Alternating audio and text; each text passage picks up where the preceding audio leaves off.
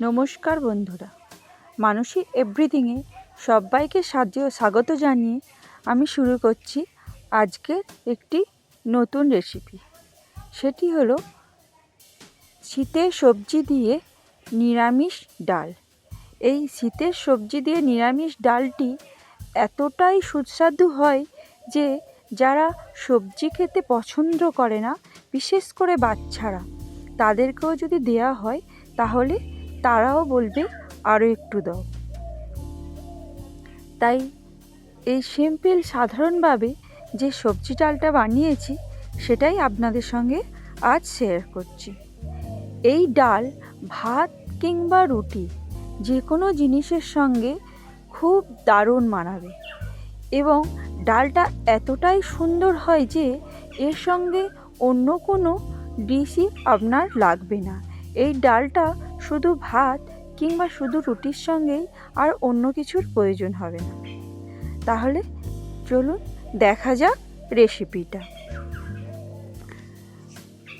এই সবজি ডাল বানানোর জন্যে আমি কি করেছি, আমি মরশুমে কিছু সবজি নিয়ে নিয়েছি।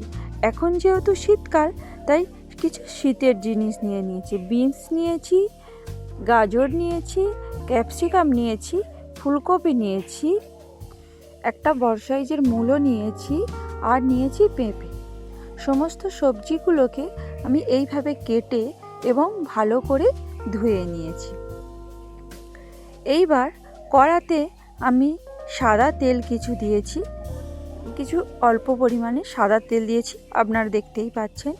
এইবার এই তেলের মধ্যে প্রথমেই দিয়ে দেব ফুলকপিগুলো।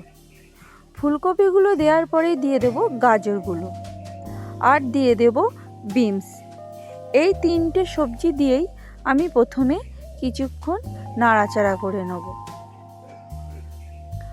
তারপরেই দিয়ে দেব পেঁপে আর মূলো। এই সমস্ত সবজিগুলোকে দিয়ে সাদা তেলে কিছুক্ষণ আমি একটু ভেজে নেব এইগুলোকে।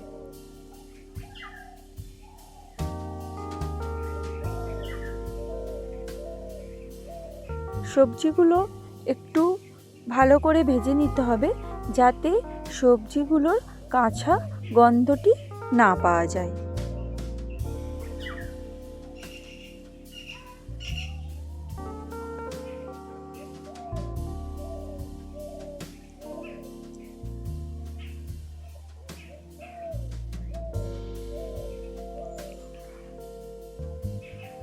সবজিগুলো কিছুক্ষণ ভাজার পরেই আমি এর মধ্যে দিয়ে দিলাম নুন ও হলুদ। নুন হলুদ দিয়ে সবজিগুলোকে ভালো করে ভেজে নিতে হবে। সবজিগুলো যখন ভালো করে ভাজা হয়ে যাবে, সেই সময় দিয়ে দেব এর মধ্যে ক্যাপসিকামগুলো। কেন ক্যাপসিকামগুলো বেশিক্ষণ ভাজার কোনো প্রয়োজন নেই, কারণ বেশি ক্যাপসিকাম ভাজলে এর সম্পূর্ণ শেপটা থাকে না এবং এর যে গ্রিন ভাব, সুন্দর গ্রিন ভাব, সেটাও চলে যায়। তাই আমরা ক্যাপসিকামটা সবার লাস্টে দেবো। ক্যাপসিকামটা দিয়ে হাফ মিনিটের মতন নাড়াচাড়া করেই আমরা এই সমস্ত সবজিটাকে তুলে নেব একটি পাত্রে। সমস্ত সবজিগুলো একটি পাত্রে তুলে নিয়েছি। এবার সেই কড়াইতে আরেকটু সামান্য সাদা তেল অ্যাড করে আমি দিয়ে দেব এর মধ্যে মুগ ডাল। আমি এই সম্পূর্ণ রান্নাটি মুগ ডালেই করব। তাই নিরামিষ দিনে এই রান্নাটা অবশ্যই কেউ করতে ভুলবেন না। মুগ ডালটিকে দিয়ে তেলের ওপর কিছুক্ষণ এটিকে নাড়তে হবে।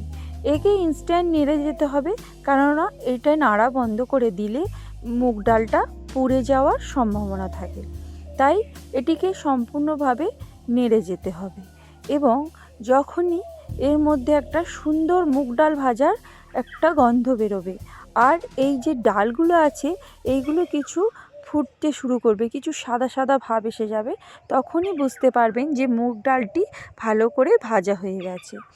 যখনই মুগ ডালটি ভাজা হয়ে যাবে, তখনই এর মধ্যে আমরা অ্যাড করব অল্প কিছু পরিমাণে জল। আমার মুগ ডালটা প্রায় ভাজা হয়ে এসছে।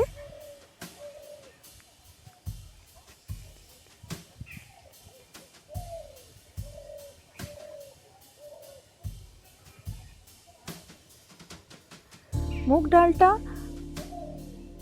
ভাজার সময় কন্টিনিউ এটিকে নাড়তে হবে, কারণ কন্টিনিউ না নাড়লে মুগ ডালটা লাল হয়ে যাবে এবং এর পুড়ে যাওয়ার সম্ভাবনা থাকে। তাই মুগ ডালটা নাড়ার সময় অবশ্যই কন্টিনিউ এটিকে নাড়ার চেষ্টা করতে হবে। তারপরে এতে দিয়ে দিয়েছি অল্প পরিমাণের জল। এই জলটিকে আমি এবার ঢেলে এই জলটিকে আমি আর নেব না, এটিকে ফেলে দেব। দিলে মুগ ডালটি আমার ধোয়া হয়ে যাবে। মুগ ডালের উপরে যে নোংরা ছিল, যে ধুলো ছিল, সেইগুলো রিমুভ হয়ে যাবে। তাই মুগ ডাল থেকে প্রথমে যে অল্প পরিমাণে জলটা দিলাম এটিকে আমি ফেলে দেব।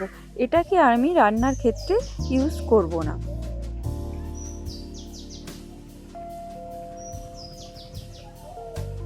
এই ক্ষেত্রে বলে রাখি, এই মুগ ডালটি আমাদের সম্পূর্ণ ঘরের মুগ ডাল। ঘরের ডাল কিনে আমরা এটিকে ভাঙিয়ে নিয়েছিলাম, সেই মুগ ডালেই রান্না করে আপনাদেরকে দেখাচ্ছি। বাজার থেকে মুগ ডাল কিনেও করলেও এর টেস্টের কোনো তফাৎ হবে না। এইবার আমি এতে আরও কিছু পরিমাণে জল অ্যাড করেছি। জলটা অ্যাড করার 1 মিনিট পরে, মানে 1 মিনিট পরে এটি থেকে কিছু জল আমি তুলে সাইড করে একটি পাত্রে রেখে দিচ্ছি। এই যে জলটা আমি সাইড করে রেখে দিচ্ছি, ডালটি যখন হবে, তখন যখন জলটা কমে আসবে, সেই ক্ষেত্রে আমি এই জলটা ব্যবহার করব। এই মুহূর্তে আমি জলটা কিছু কমিয়ে নিচ্ছি, যাতে রান্নাটি আমার তাড়াতাড়ি হয়ে যায়, ডালটি তাড়াতাড়ি সিদ্ধ হয়ে যায়। এইবার ডালটা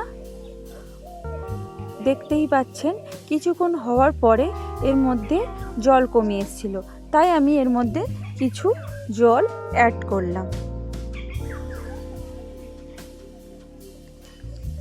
ডালটা যখন 50% হয়ে যাবে তখনই এর মধ্যে দিয়ে দেব সেই ভাজা সবজিগুলো।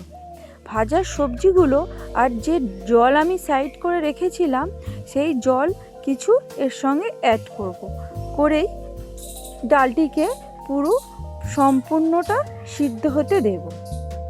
আর সঙ্গে এই সবজিগুলোও ভালো করে সিদ্ধ হয়ে যাবে।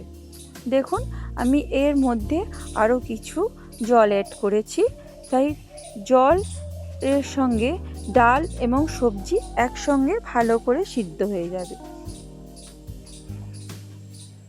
ডালটা আমার সিদ্ধ হয়ে গেছে। এবার আমি জলটা কমা পর্যন্ত ওয়েট করব, যাতে ভালো করে ডালটা সিদ্ধ হয়ে যায়। এই পজিশানে আমি দিয়ে দিলাম 1 চামচের মতো নুন। নুনটা যে যার স্বাদ অনুসারে দেবেন।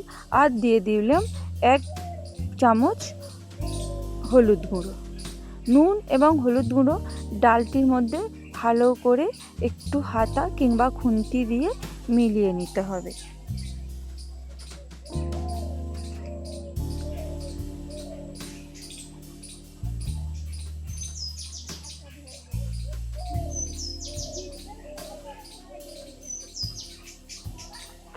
ডালটা যেহেতু সিদ্ধ হয়ে গেছিলো, এই পজিশানেই আমি এর মধ্যে আর একটু জল অ্যাড করলাম।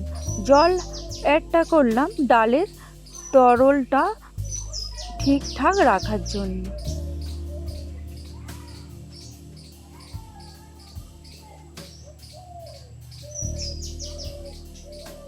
এইবার আমি ডালটিকে একটি অন্য পাত্রে ঢেলে নেব। নিয়ে কড়াটা পরিষ্কার করে তার মধ্যে দিয়ে দিয়েছি একটু সরিষার তেল। আর ফোড়নের জন্য দিলাম শুকনো লঙ্কা, জিরে এবং তেজপাতা। আর দিয়ে দিলাম 1/2 চামচের মতন হিং।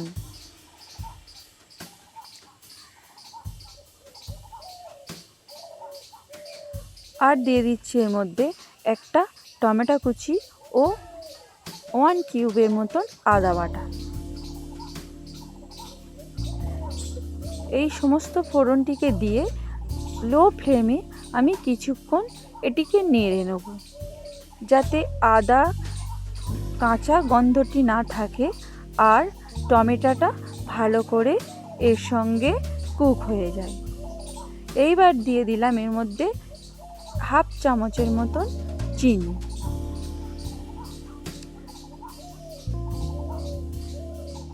নিরামিষ রান্নার ক্ষেত্রে একটু চিনি অ্যাড করলে, মিষ্টি অ্যাড করলে সেই রান্নার স্বাদটা আরও বেশি বেড়ে যায়।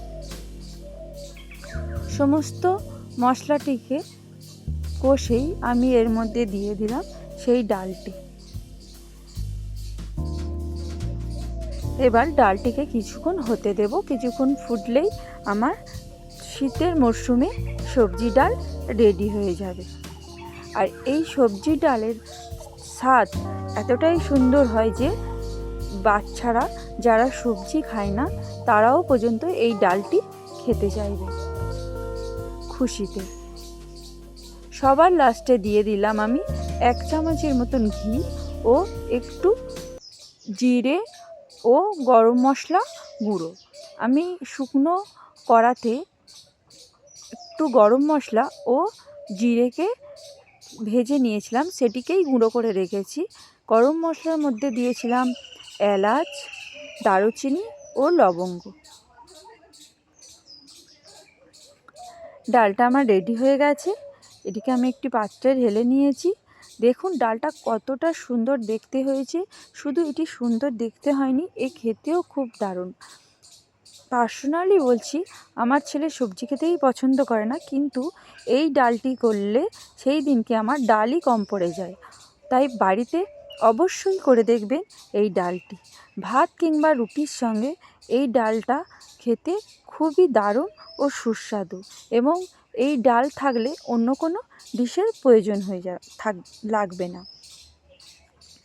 আমার রান্না যদি ভালো লেগে থাকে অবশ্যই কমেন্ট করবেন এবং লাইক করবেন, আর আমার চ্যানেলটিকে সাবস্ক্রাইব করার অনুরোধ রইল। তাহলে আজকের মতন রাখছি। আবার আপনাদের সঙ্গে দেখা হবে নতুন একটি রান্না নিয়ে।